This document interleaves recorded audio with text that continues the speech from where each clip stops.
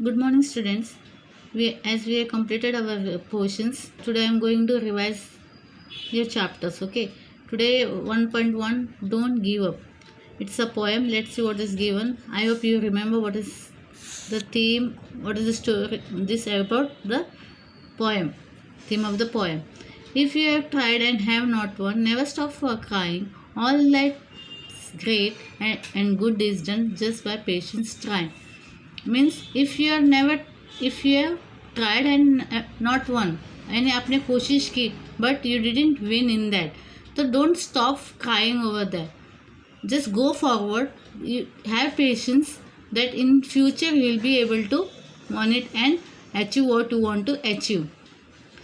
All that's great and good is done just by patience trying. यानी आप में अगर पेशेंस है तो हर एक अच्छी चीज़, आप कामयाबी जो भी है आपकी कदम चूमेगी. आपको इससे घबरा आज से या आपको नाकामयाबी से कभी डरना नहीं है. तो आपको अगर कामयाब होना है तो आपको पेशेंस होना बहुत ज़रूरी है आपके लाइफ में, क्योंकि ups and downs are always there in your life, in everybody's life. Though young birds in flying falls Though young birds in flying fall, still their wings go stronger, and the next time they can keep up a little longer. Though young birds in flying fall मतलब क्या? जब बच्चे ये चिड़िया के बच्चे जब छोटे होते, when they are very young, just born, they are not able to fly, but they keep on trying because they want to fly. While trying, they just fall down many times. कई बार वो गिर जाते पर वो हार नहीं मानते जब तक उनका पंख, उनकी जो फेदर्स वगैरह स्ट्रॉन्ग एनफ नहीं हो जाते to bear there wait and fly high in the sky. तो तब तक वो कोशिश करते रहते हैं और एट लास्ट में वो कामयाब हो जाते हैं and they flew away happily. तो still their wings go stronger and the next time they can keep up a little longer. Though the sturdy oak as known, many a blast that bored her, she has risen again and grown loftier and prouder. Sturdy एक tree के बारे में बताया, कितना भी strong, कितनी भी मजबूत ट्री क्यों ना हो, जब काफ़ी तेज़ हवाएं वगैरह, आंधी वगैरह चलती है, वो झुकती है तो फिर क्या करती है, फिर वापस अपने पोजीशन में आ जाती है. Okay, she has Ryzen again and grown of laughter and prouder. फिर वैसे अपने गुरूर से वो वैसे पहले की तरह खड़ी हो जाती है.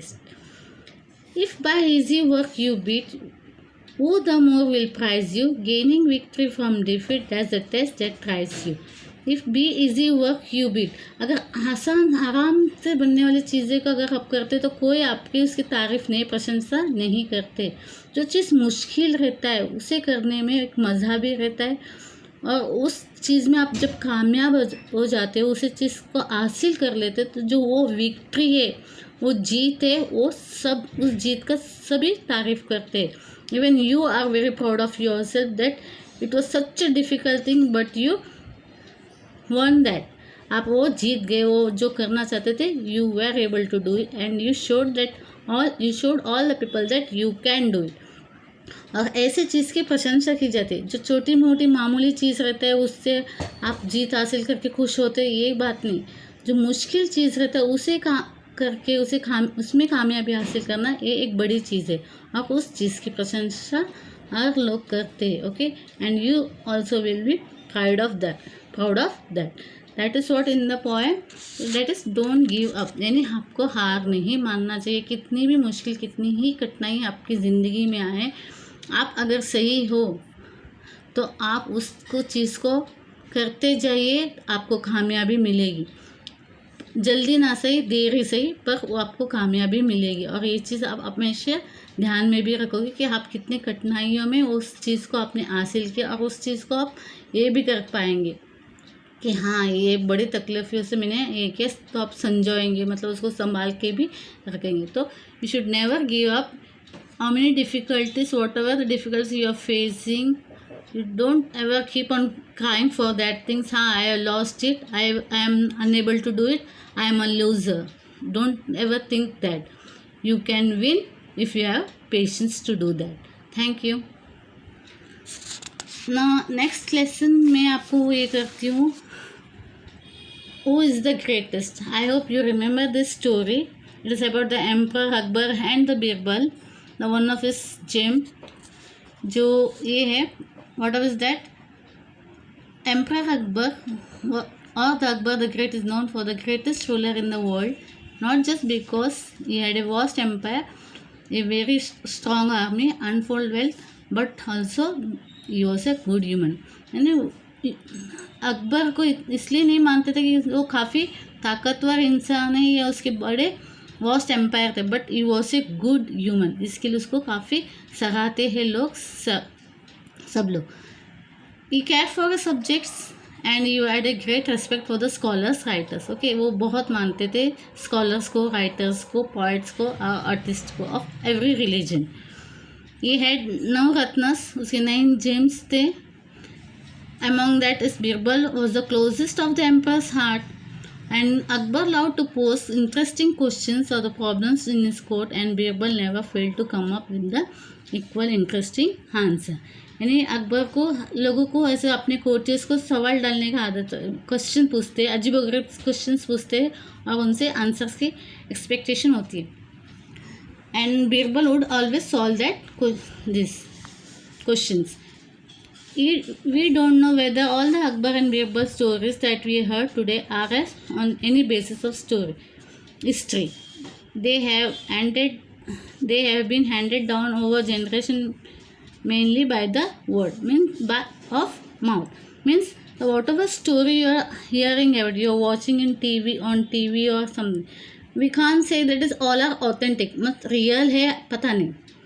It is सेड बाय होरली. आपको होरली सोर्सेस पता होगा, मुंह से ज़बानी कहा गया हुआ कहानी. तो जब एक कान से दूसरे कान, एक मुंह से दूसरे मुंह जाते तो थिंग्स आर गेटिंग चेंज. जो आप तक आते हैं तो वो सारी चीज़ें उतनी नेचुरल होती है कि नहीं, इसका हमें कह नहीं सकते.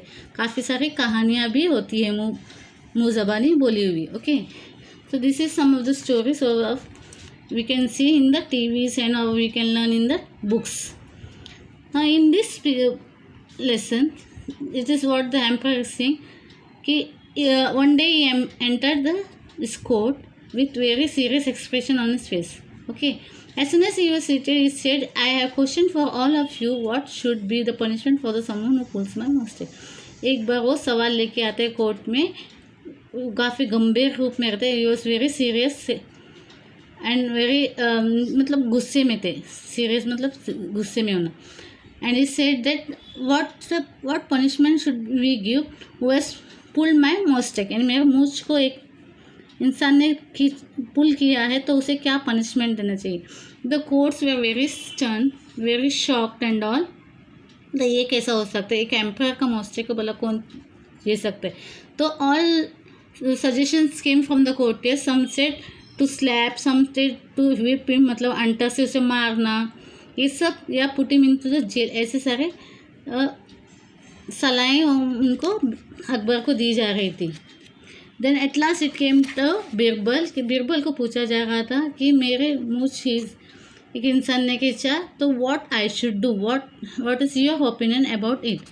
तो what is in my opinion, O giver of peace of world, the offender should be given is favourite sweetmeats. What is is Birbal क्या बोलते हैं, वो giver of peace of the world, जिसने भी ये गुनाह किया है उसको स्वीट मीट्स यानी मिठाई देनी चाहिए. अभी सब ये बात सुन के चौंक गए. They were very surprise to hear all this. बोले एवरीबडी वर सरप्राइज. जो who is dare to do so, how can we give sweetmeats and all. तो सब लोग, the courtiers began to say Birbal smiled and offered an explanation. अभी सब पूछने लगे how can you say that things, कि उसे स्वीट मीट देने चाहिए. खाजा उन्होंने एम्पर अकबर का मूछ ये किया है, पुल किया है. तो what explanation he gave, yes who would be so bold as to pull the emperor's mustache, only his own grandson. तो क्या बोलते, भला कौन एम्पर का मूछ को हाथ लगा सकते. अगर मूछ को हाथ लगाए तो उनका कोई अपना ही होगा, और वो उसके अपने पोते थे. यानी अकबर के पोता ही उन्होंने उनका बच्चा पोता उन्होंने उनके मूंछ खींचे थे। तो नेचुरली बच्चों के साथ तो हम ये नहीं करते, वो प्यार से आके आपको मूंछ खींचते, बाल खींचते, तो that is they are enjoying, they are playing with you. तो ऐसे बच्चों को आप स्वीट मीट्स दे सकते। When Akbar heard this, he burst out laughing because that is exactly what happened in the morning. तो अकबर इस बात को सुन के हंसने लग गए, बोलते यही बात हुई थी। जबकि कोटियार के ध्यान में कभी, इन लोगों के ध्यान में कभी ये नहीं आया कि कोई उनका अपना ही होगा जो इन्होंने ऐसा किया होगा। पर बीरबल एक ऐसा इंसान था जिसे पता था कि एम्परर अकबर का मूंछ को हाथ सिर्फ उनका पोता ही लगा सकता है, और वही शरारत में खेलते खेलते उनका मूंछ को खींचा होगा। Okay, this is what on the other occasion what happens, see Akbar was relaxing with some of his courtiers. A few of them thought this was a good opportunity to shower praise. Now, एक अलग इसमें occasion का time को क्या हुआ, सब courtiers were trying to impress emperor Akbar, उनको खुश करना चाहते थे और बड़ी बड़ी बातें करने लग गए उनको खुश करने में कि भगवान से ज़्यादा आप बड़े हे हो। Who are the greatest? They begin to compete with each other in praising Akbar. सब अकबर को प्रेस करने लगे। Who are the greatest of the kings? You are the greatest of the kings or the emperors that ever lived on the earth। वो बोलने लगे सब दुनिया में आप ही एक ऐसे इंसान हो, आप ही अच्छे महान ग्रेट इंसान हो यहाँ धरती पे। You are the greatest of all the people in heaven और अर्थ। और कुछ बोलने लगे आप ऐसे ग्रेटेस्ट इंसान हो जो स्वर्ग में और धरती में कहीं पे भी नहीं पाया जा सकता है। You are greater than the God almighty. Now Akbar was no fool. अभी अकबर को अच्छी तरह से पता है कि ये लोग बेवजह की प्रशंसा कर रहे हैं उनकी, तो अब वो इन प्रशंसा में गिरना नहीं चाहते थे, फंसना नहीं चाहते। उनको अच्छी तरह पता है कि मीठी मीठी बातें की जा रही हैं उनके बारे में। He did not care for the false praise. He stopped his courtiers and asked, "Do you all believe so?" तो सबको पूछते कि आपको वाकई लगता है कि मैं दुनिया में सबसे अच्छा राजा हूँ। ऑल राइट देन, बोलते अगर आपको ऐसा लगता है तो आप ये प्रूव करके दिखाइए कि मैं ऐसा इंसान, अगर आप लोग ये दिखा नहीं सकते कि I am the greatest person in the heaven and the earth, then your head will be cut off, मतलब आपको यहाँ से ये किया जाएगा। Akbar then said, prove it, you have till morning tomorrow morning to prove it. बोलते तुम लोगों को कल सुबह तक का वक्त देता हूँ, आपको प्रूव करना है कि मैं सबसे ग्रेटेस्ट हूँ भगवान से भी। Akbar then left the place without another look at the courtiers. They were in a proper fix. अभी ये सब उलझ गए, अपने ही बातों में उलझ गए। अभी उन्हें डर लगने लगा, अगर कल तक हम ये साबित नहीं कर देंगे तो कुछ अनहोनी हो जाएगी। तो वो बीरबल के पास जाते, बीरबल को जाके सारी बातें बताते। The next morning the court was full, everyone was curious to see what would happen the next. तो नेक्स्ट मॉर्निंग कोर्ट में सब हाजिर हो गए, देखना चाहते थे कि क्या होने वाला है। Well said the emperor, have you found a good answer to my questions और are you ready to leave the court forever. तो बोलते आपने मेरे सवाल के लिए जवाब ढूंढा है कि नहीं, या नहीं तो यहाँ से आप लोगों को बाहर जाना पड़ेगा हमेशा के लिए। Just then Birbal stepped forward and bowed low.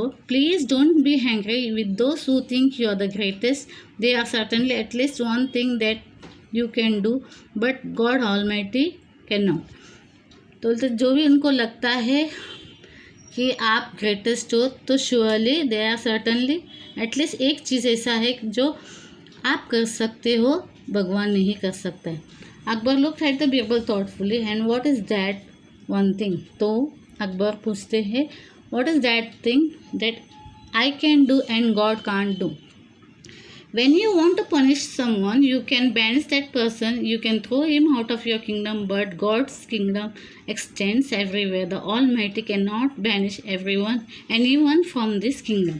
यानी वो क्या बोल रहे हैं, अगर आपको आपको कोई इंसान को पनिश करना है तो आप अपने से देश निकाला दे सकते, यानी अपने किंगडम से बाहर फेंक सकते, उसे कुछ ये कर सकते। पर भगवान ऐसा नहीं कर सकता, क्योंकि ये सारा दुनिया ये भगवान का है, तो वो किसी को यहाँ से वहाँ ये नहीं करता, क्योंकि पूरी दुनिया में भगवान का ही राज्य है।